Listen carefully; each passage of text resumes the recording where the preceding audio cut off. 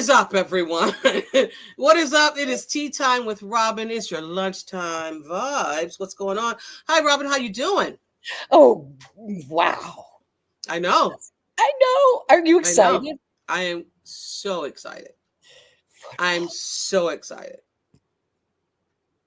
I We're back. know. It's crazy, isn't it? We wait all this off season and all of a sudden, boom, it's here. It's It's here. coming on and it's starting off with a bang of a Yeah. game. Talk about a bang of a game. Like, God, you couldn't like slide us a little bit, but no, you Yeah. had to start with the big dog, like the Ravens. We are back. It's great to be back. It is. But before we get into this game, we have a little bit of housekeeping to do. A little bit of housekeeping. So, found out on Saturday, we talked about that DeWayne Carter, tore his Achilles, my bad, his Achilles at practice. Will miss the whole 2025 football season. Hit you with the left jab. What happened? It came out of nowhere. Well, there was radio silence for so long because between the last preseason game and the first regular season game, there's that extra time and they don't talk. No information comes out. It hit me out of left field too. I was like, whoa. Right. What happened? Right. So, wow, huh? It was definitely a shock to people. I mean, I get, it's not a lot, it's not that great, whatever, he's, one of the pieces, but he's a rotational piece. And give it how it was when it came to drafting who they draft and maybe pushed him down, the chart a little bit, the depth chart a little bit, but still he was a rotational piece. Mm-hmm. And now that rotational piece is gone. And now with everyone was so, why did you bring this guy back? I'm glad they brought back Jordan Phillips, to be quite honest with you. Like, now you can plug in a vet who knows this defense, who also too, can just come in and play right now. I don't know. I'm not too happy right now, and I know he wasn't going to make or break the decision when it came to the game, but it's still a rotational piece, a depth piece for me. That it's just, come on, guys, this is the first game. Can we be healthy? Yeah.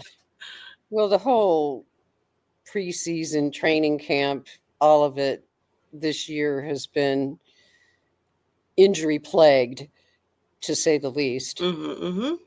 And as far as DeWayne Carter is concerned, he may have ended up on the inactive list for a lot of games. That was me. Okay.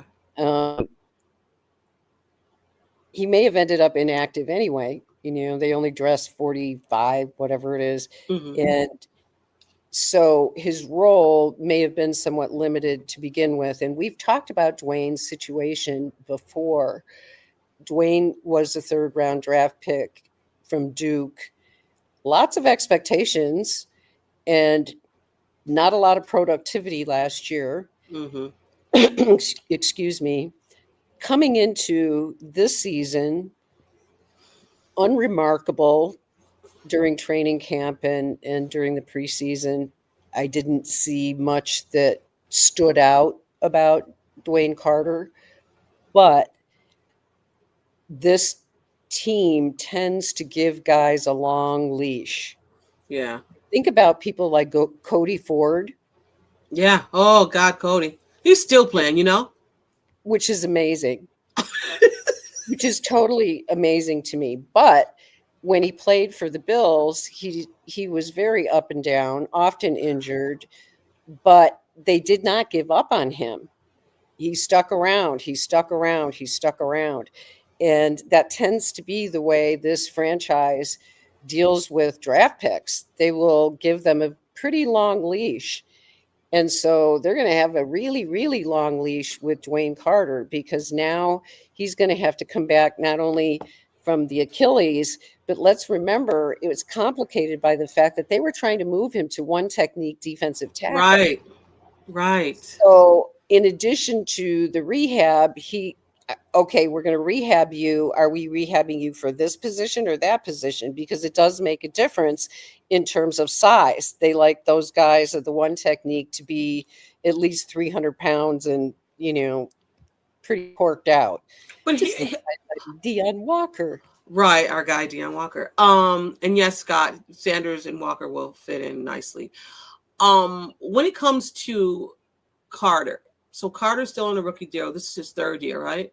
This would have been his third year. Then he's going into his fourth year rehabbing the injury. Is it his third year or is it his second year?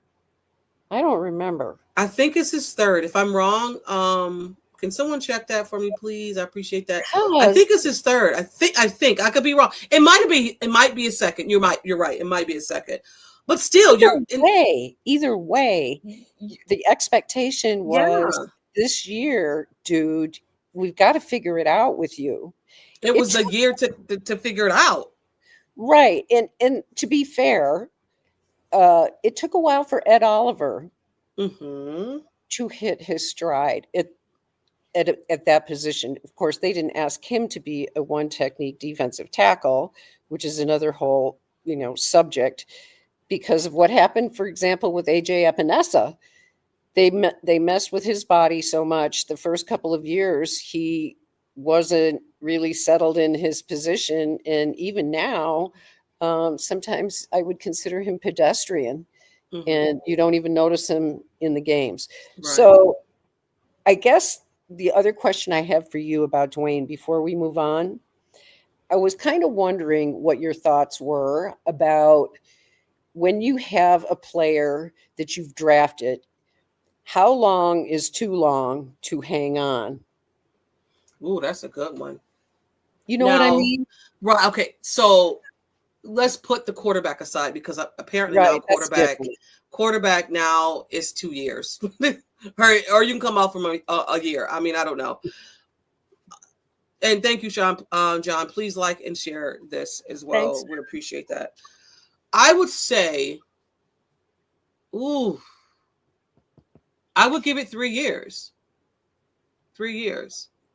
Because it also depends on injury. Exactly. I would give it 3 years. Exactly. And with DeWayne Carter, this is going to be complicated because this is second year. This is second year. Oh, good. Yeah. But still, it's going to be a complicated recovery in terms of how you rehab him. Are you rehabbing him to be a bigger man or a 3 technique? Right.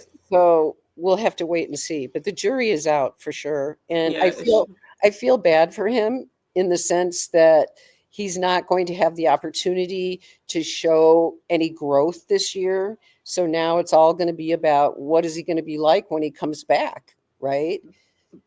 This is the Ravens fan right here. Hey, what's up? Good morning. How you doing? Glad you're here, Trey. We'll get to the Ravens in a second. We just got to do some house cleaning right now. Yeah, look at this. Do we have to do this? Okay. Oh yeah, they're in the building. Ooh, yeah, and it's definitely going to be a great game. That game. We're definitely going to talk about it. We just got to do some housekeeping right now. I got some stuff to say.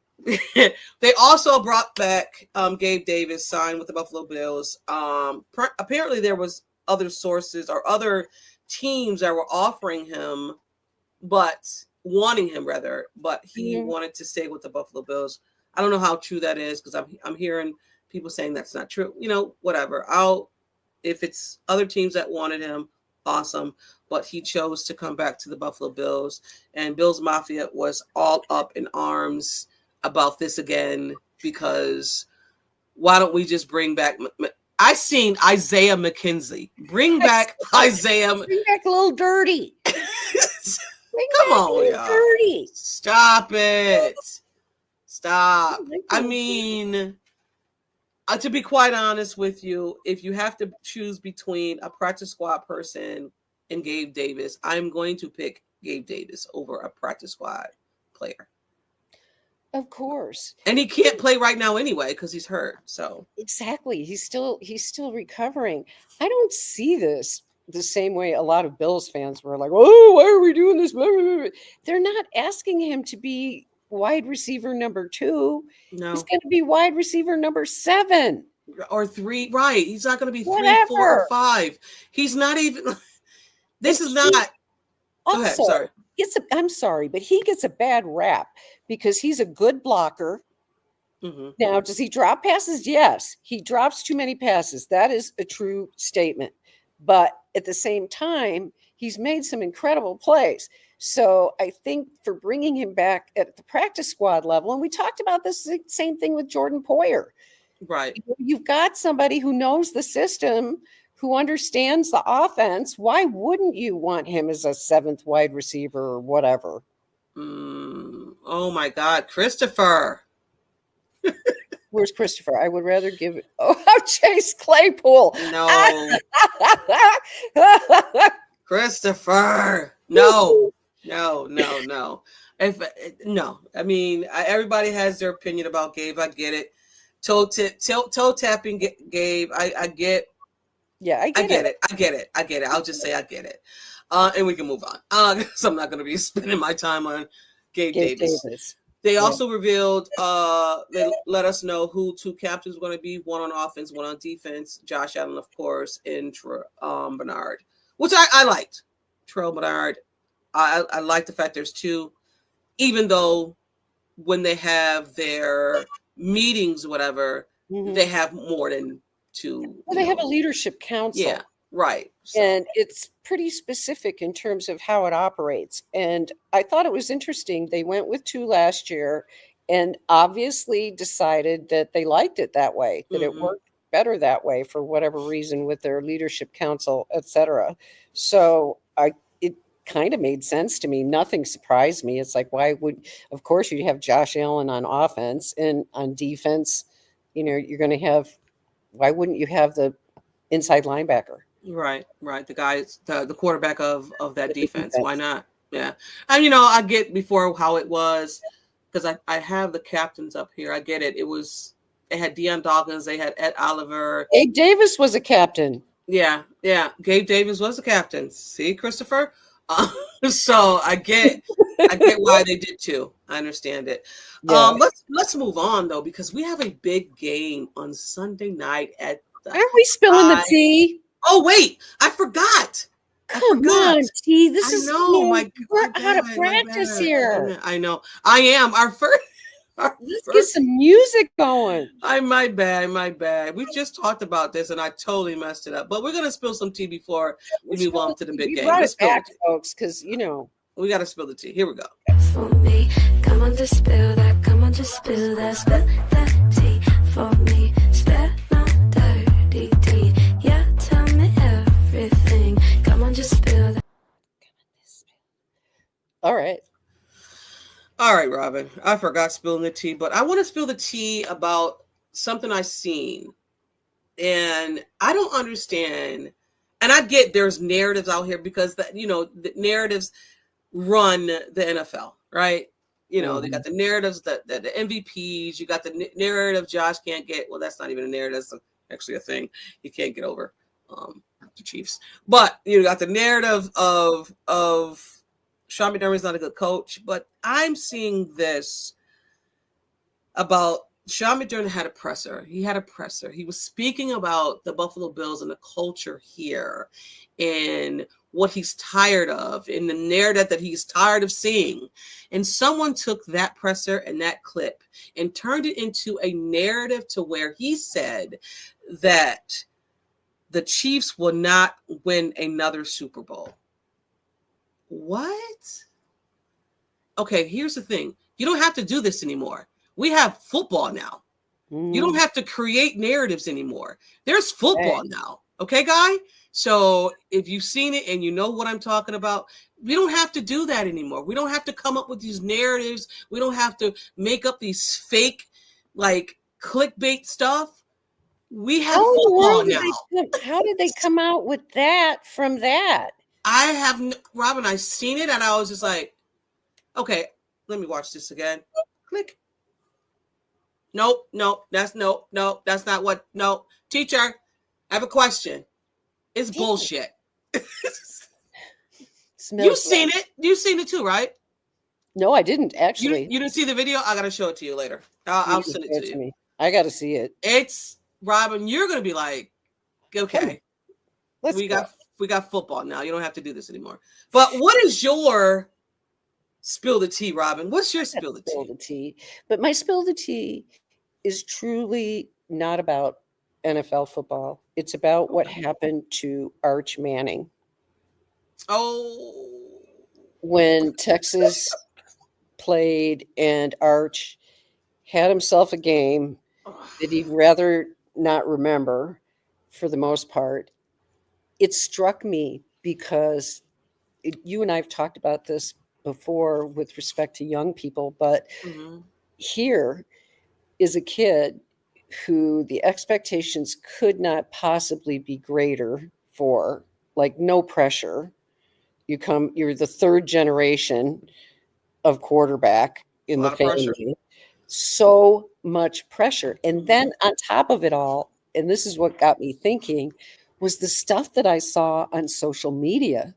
Just like you and I were talking about young kids in the age of social media, how much more difficult it is to navigate, to turn that stuff off. Yeah. Because it's baloney. And far be it from me, honestly, to feel a tremendous amount of empathy for somebody that's had a silver spoon in their mouth their whole life. You know, right? That part of it for me that I'm kind of like, well, whatever. But then I think about the game that he had, Arch, and I'm sure he's going to come through it just fine because he's got quarterback lineage, and I'm not concerned about him at all. I just don't like it. I don't. Yeah. This is my spill the tea. I don't like the amount of media pressure that's put on people, the expectations that are put on people, and they're young people, right? They're young people, and we should be a little bit kinder, I think, than we are. Right. So that's my spill the tea. Thank you. And Sandra, I'm guessing from what you're saying right here, you've seen the video. Oh, that video. And seen what Sean McDermott was trying to do and what he said. It had nothing to do with Kansas City at all. So I don't know how that guy. I didn't even know that's what you were talking about. That video I saw, I sent it to you. Yes. And yeah, I saw that video. That had nothing to do with Kansas City. Zero to do with Kansas City. So I kind of went back and forth with someone on X, Twitter, and they were, but also too, I think anything attached to Sean McDermott, people pile on. Come on. You know what I'm saying? They pile on. Well, how dare he say that? And I don't know if anybody couldn't come away from that little vignette by McDermott and not see the authenticity in him. He cares about Buffalo. He cares about Western New York. He cares about the reputation that the community has across the country that he thinks is just unfair. And he's assimilated himself into the Western New York culture. He's completely immersed. Yeah. And, I wrote about that a little bit. Yeah, you did. In an article on the blog, on the Buffalo fan base blog, if you're interested. The point is, it meant so much to him that he expressed himself. And then you saw at the very end, right? Like he was starting to get really emotional and he was like, oh. He was like, you know what? I'm not going to go there. And then he proceeded to go on. And I was like, Sean, just back up because they're going to clip it. And they did. They clipped it and they made it into a Kansas City thing. And it had nothing to do with Kansas City. Absolutely nothing to do with Kansas City. Everything to do with the Buffalo Bills. Everything to do with the Super Bowl. And that's what it was.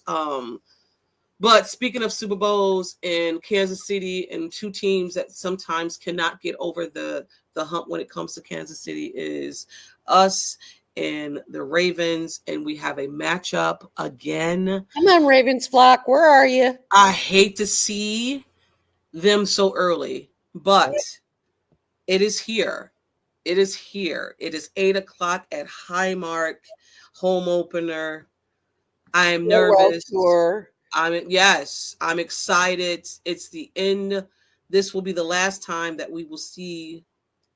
Well, no, it may not be the last time we see the Ravens, because once we see them in the playoffs again, then we're done with that chapter, and then we're going into the new stadium. But for right now, 8:00 on Sunday, I hate it.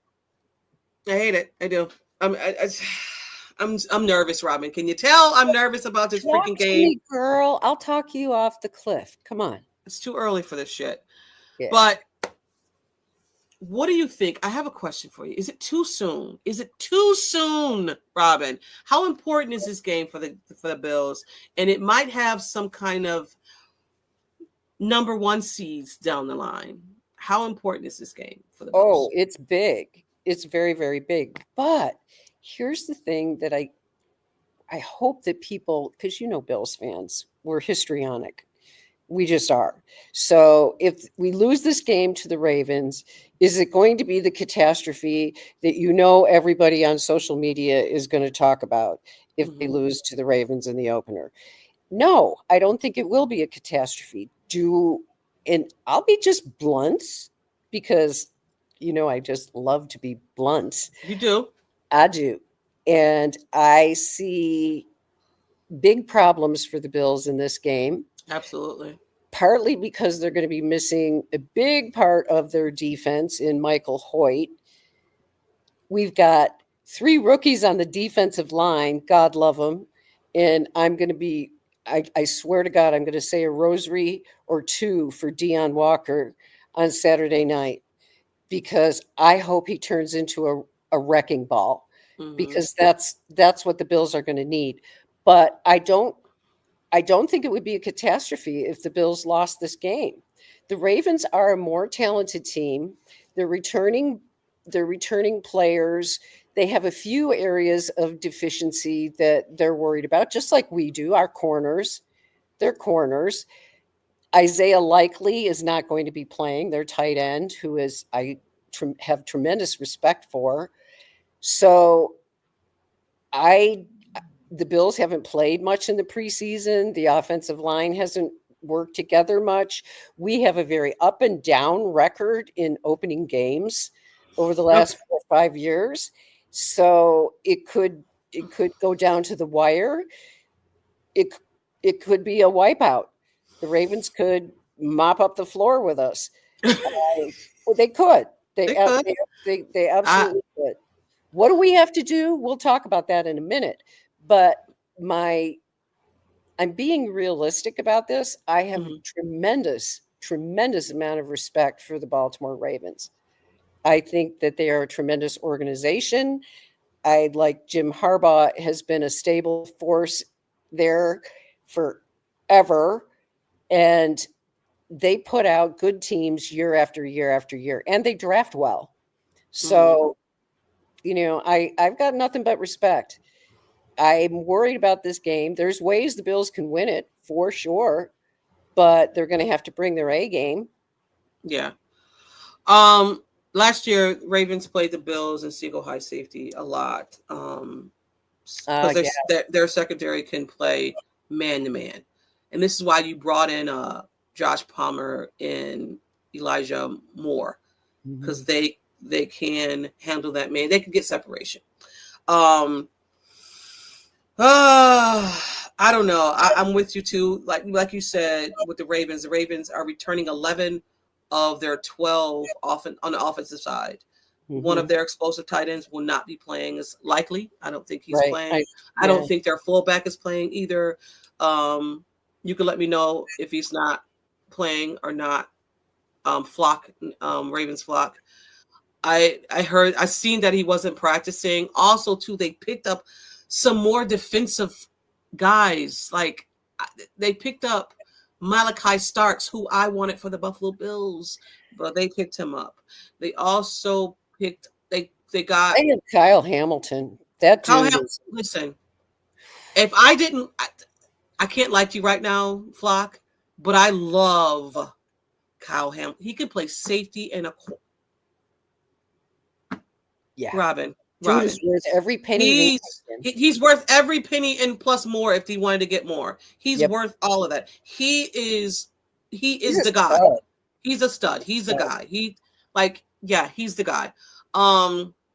The Ravens defense is very, very good. Very good. On every level, they're good. Every level. I mean, they went out and got Michael Green, a pass rusher. So for me, I would say this. I know Josh had time last year when they played him. Josh had time, and they really couldn't get to Josh like that. So Josh had time to do what his magic back there in the first two quarters. The second half, it was different. And I know we're hearing the fact that if we had more time, I'm hearing that they beat themselves. The Buffalo Bills so much didn't beat them. Okay, you know what? Fine. If you want to play that card, that's great. But also, too, there was still a minute and some change on the clock, and we'll just leave that as what it is. I know there's they like to blitz, and from Josh and Lamar Jackson, they are good when it comes to blitzing. If you blitz these guys, they will find the hot read and kill you. I just don't. I would be very, very comfortable if I wasn't relying, and I'm not saying that they are. I'm saying for me. I'm afraid when it comes to our third down, we can't get off the field. And that was our Achilles heel last year, as the Buffalo Bills cannot get off the field. Third down killed us. We were maybe 32nd in that. We were last, maybe. So they have to get off the field. They have to get off. You cannot allow Lamar Jackson just to carve up the defense. I mean, the offense back there. The defense back there. I would rather. I don't know how would you want it to be done to you, by air or by on ground? Pick your poison. Pick your poison. There's one guy, though, who gives me hope in terms of our defense. And if he has himself a game, I think it could be a difference maker. Because one of the things we know about these games with the Ravens, turnovers are key. Turnovers are so, so key. And we haven't seen the kind of Matt Milano who we've seen in training camp in the preseason, and the word from the media folk is that he looks as good as he's ever looked. He could be a difference maker for the Bills. He's the one guy on defense that I think might just be a difference maker. And I look to him for turnovers. We'll see. But yeah. Matt Milano is a big. So you're saying Matt Milano on defense? I'll say that too. I'll say Matt Milano on defense, and I think we went out and got these defensive players on the line. I'm gonna need you to, and I always say I forget about Joey Bosa. I forget that we have a Joey Bosa on this team. I totally forget every time that we have Joey Bosa. We're going to need Joey Bosa to start, even though it's week one. And I don't want to put too much pressure on it, because I know Ravens flock. I know you guys are. The media is hyping up it as, and maybe your fan base is hyping it up too, as a revenge thing, as a, you stole that from us and all of that. I get it, but I don't. You stole something you took something away from us. Okay, but if you're mad at the Buffalo Bills, you should also be mad at Lamar Jackson and your defense, because turnovers is what really took this to a different level when it came to this game. So But let me get back to, I think that Matt Milano will be the difference maker. And also, too, I also believe Palmer and Moore, if Moore plays, will also be, because we have, I mean, our wide receivers are going to have to win on the outside. They're going to have to win. And you brought these guys in to do that. So you have to step up and do that for sure. What else do I have? Hi, Dean. Oh, your kicker. And special teams to me is going to be a very important element to when it comes to this game, because I know they just signed someone, a punt returner, and I know Bass is. Can we have a conversation about Bass? Let's have Bills Mafia, bring it in. I think we need to have a conversation about Bass. We do. I think it's time, guys. I don't want to be thinking about Tyler Bass this whole season like I thought about Tyler Bass last season. I don't want to think about Tyler Bass. I don't. So now I'm coming into week 1 thinking about freaking Tyler Bass and special teams. Yeah. It's good that we have a new coach that has experience, because this is what we need. It's going to take some time with special teams. It always does. That part of the game takes a few weeks for special teams to really start to hit their stride. And we'll see what happens, how quick they are to adjust to any miscues that may occur, because that's very critical. So I share your indigestion about special teams. And Tyler Bass, I don't know what to think. The pelvic soreness, because the medical person in me is like, your pelvis is such an integral part of kicking that's like having the quarterback's throwing arm not working real well. Right. It's the same kind of deal. And you know how Bills fans are. We don't want to have to worry about our kicker. No. Right? We don't want to have to worry about a kicker, because after the 90s, we don't want to have to worry about kicking. God, I don't have to be worried about. If I hear wide right one more time, I'll completely lose my mind. But the point is, we have a kicker who may have a chronic problem with his pelvis. Yes. And if that's the case, then the longer you go on in the season with this situation, the harder it's going to be. Do you cut bait? I don't even know what the cap implications would be in terms of. I know last year it would have been something. Yeah. I don't know if this year it's a factor, but they didn't even try anyone out, Robyn. They didn't. I don't know. Well, they did, and the guy did pretty well, but it was like, oh, well, Tyler's fine, so let's go. And then the last kick preseason, he missed it, but everyone prior to that he made. So did it start flaring up on the last kick? Exactly what I think happened. And is this something we're just going to deal with for the rest of the season? Come on, let's figure this out. I love Dean. Dean said our O-line is top 3 in the league. Cook has 4.1 yards per game last year. I would bet the over on Sunday. You heard it here, guys. If you are betting people, bet the over on James Cook. I would bet anything Dean says. That's where I would go. Not what I would say, because my emotions on this game are like all over the place. I can't be rational about this game. Can't be. I know he's our emergency kicker. I don't trust that.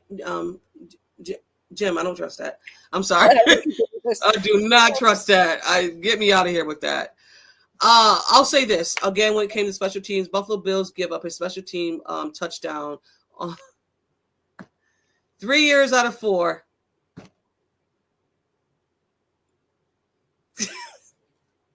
And this is making me feel warm, making me feel so warm inside. Oh, the warm this fuzzies. Game. We'll say this. Me and Robyn will say this. We've said this off air. We'll put it on air. Just do it. We'll do it.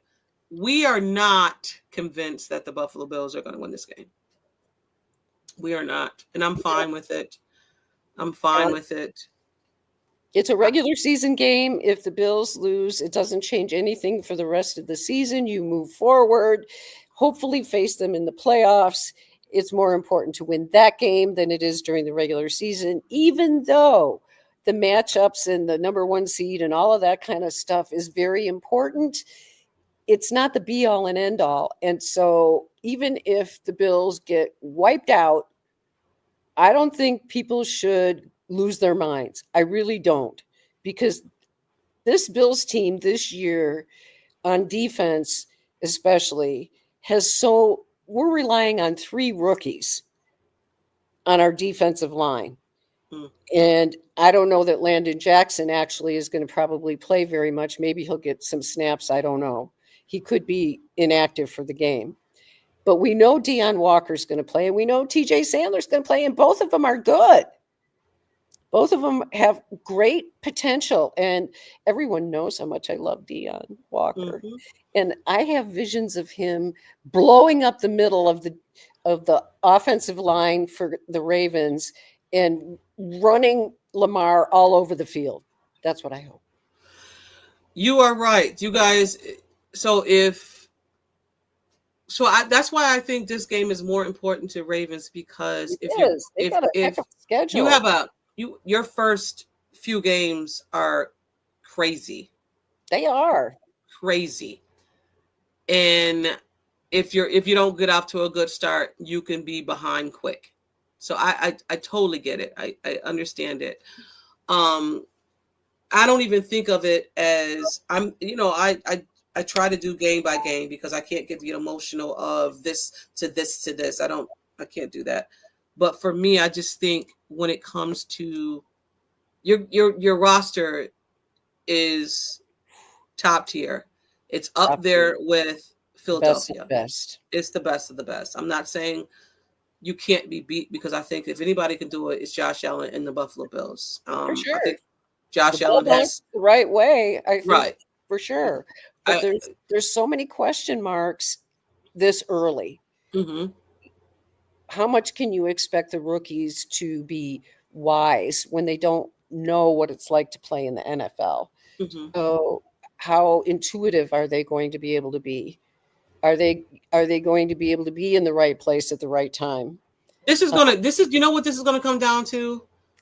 Disciplined football. Yes, I agree. Know your gaps. Have your eyes be where they're supposed to be. Derrick Henry is going to challenge all of that, because you don't want, when it comes to Derrick Henry, he is going to challenge the fact that you have to trust yourself. Trust the fact that this whole training camp has put you in a position to be disciplined. So it's going to be, I'm sorry to say it, even though it's going to come down to, who has the ball, who did blah, blah, blah. For me, it's discipline. It's disciplined football. And I don't know, man. I don't know. Yeah. They got to create turnovers. Yeah. I will say, because this is the first game of the season, and I hope to be able to say this throughout the season, but I love Deion Walker. And you know me, girlfriend. I don't know if y'all know. Robyn loves Deion Walker, guys. I love him so much. I can't even put it into words. 5 years. Yeah. 5 years. It's been 84 years. No, it's been 5 years that we've talked about wanting a large defensive tackle at the one technique position. And Deion Walker checks every box, and hopefully is going to show that being taken in the 4th round was a steal. Mm-hmm. But I truly believe this guy could be so good at this level in the NFL. I got a question for Trey. On your defensive side of the ball, what guy do you think that is a defense? Yes. Defense outside of the ball. What player do you think is your weak link if you're still here. Because for me, on the offense side of the ball, if we're not careful, it could be Spencer Brown. Because Spencer Brown, I'm not saying Spencer Brown is stiff. No, but he also has a temper and tends to get penalties at inopportune times. So, yeah. And I'm not saying like the weak link of he can handle his own. Don't get me wrong. But if you have a bendable pass rusher, I don't know if Spencer Brown can do well with that. You know what I mean? I do. He's tall. He's 6'9". Yeah. He's pretty stiff. He's got a bad back. He's already had one back surgery. So we'll see. Right. But yeah, I mean, if he answers, great. If not, maybe he walked away from his phone, tablet, wherever he's watching this from. But I mean, again, I'm excited about this game. I also, like I said, we don't have the Bills winning this game, but if they do, I will eat my words. I don't have a problem with eating my words. But again, this is going to be a fun, exciting game. The Bills are back. Football is back. We have a game tonight, y'all. So if you're listening right now, this is dropping on Friday. So maybe Philadelphia won. I don't know. I don't really care who wins this game. I'm just watching because football's on. Football, baby. Yeah, but we have a game tonight, and I'm excited. And you have anything else, I'm Robyn? excited for the game in Brazil. That's Friday, right? The Chiefs. That's Friday. Play? Chargers. I was surprised that they put a divisional game in Brazil. They are doing some crazy stuff this year. Crazy shit. Like you hit right off the bat, night one, boom, the Bills and Ravens. Hit you with the good stuff. Yeah, it's gonna be lit. It's definitely gonna be lit, guys. Thank you. I think this is all. That's it. I got nothing. Got nothing else. Thank you guys for tuning in. Always, like this was fun. It's always fun. We are back. Football is back, baby. We are back. Oh, yes, Robyn. Love you too. This has been Tea Time with Robyn. We are on the Build in Buffalo Network. Go over there, check some amazing podcasts over there. Monday through Sunday. We are all y'all. Peace and always go Bills. Go Bills. Go Bills, y'all.